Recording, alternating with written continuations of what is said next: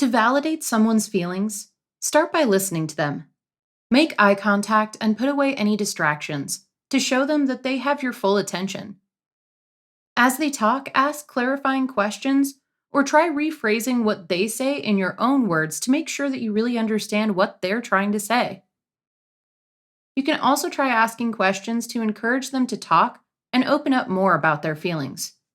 For instance, say something like, "Wow, that must have been really tough. How are you feeling about what happened?" As they're speaking, do your best to empathize with them and acknowledge their emotions. Think about similar experiences you've had and how they made you feel. Saying things like, "I can totally understand why you'd feel hurt after something like that." Or, "Yeah, I remember how scared I was the first time I had to give a speech." It's also okay to let them know if you can't quite understand what they're going through. Say something like, "I've never had an experience like that. I can't imagine how hard that must be." Even if you don't agree with their reaction to the situation, don't try to correct their thoughts or feelings. Blame them for what they're going through, or tell them they have no reason to feel that way.